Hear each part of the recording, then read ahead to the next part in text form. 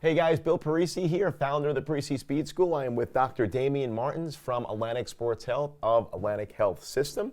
And I am excited today to continue our conversation on ACL. And we're going to, we described what the ACL was last time, Damion, and today we're going to talk a little bit more about risk factors and how do we prevent these devastating injuries.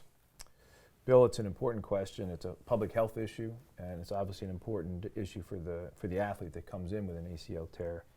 One of the things we've looked at, and there's been a lot of research on, is looking at the preventative and really understanding the risk factors of an ACL injury. There are things we can control, and there are things that are out of our control. And so I like to focus on the things that we can modify to some degree.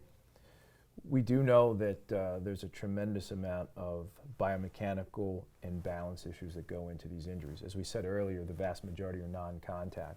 So if we look at the female athlete who is at significantly higher risk of these ACL injuries, they tend to land from a jumping position with less hip and knee flexion, which puts them at increased risk of knee collapse. Mm-hmm. And if you've ever watched athletes jump, and I know you do a lot of the training in your center, teaching athletes how to do this properly, you can tell an athlete that does it well and one that doesn't.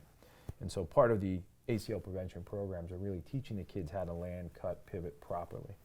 Absolutely. I know we do a lot of that in our program, teaching athletes on exactly how to do that, how to land. Like you said, 75% of all ACL injuries are non-contact. Right. When athletes are better prepared and just the training of deceleration, strengthening the tendons, the ligaments, and just putting some controlled force on the tissue is just going to help it, get a little bit more strength and preventive.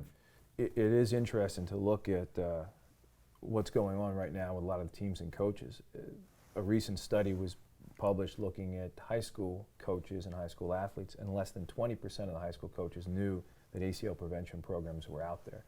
At the college level, it's significantly better. About 60% of the coaches were aware, but only 20% were actually doing anything about it. Yeah. And so it is important, and there are a lot of publicly available programs that are out there, your program out there, and they don't take a lot of time. I think if the parents and the coaches could dedicate 20 minutes a couple times a week, some of these programs have been shown to have a 30 to 50% reduction in ACL tears. So that's pretty impressive. It's amazing, and it's great that the research is now validating, the preventative aspect of ACL injuries. I know in our active dynamic warm-up, we're educating neuromuscularly athletes how to move, how to bend, and a lot of it is just simple movement education. All those studies that are out there looking at the different programs have a few things in common, and it is strength and it is biomechanics. Yep. Those are the key things that you need to teach the athlete. No doubt, strength and biomechanics. Well, that's great insight, Damion. Really appreciate it. Great info. I know our parents really appreciate it as well. So stay tuned. A lot of great info coming from Dr. Damion Martins and Atlantic Sports Health.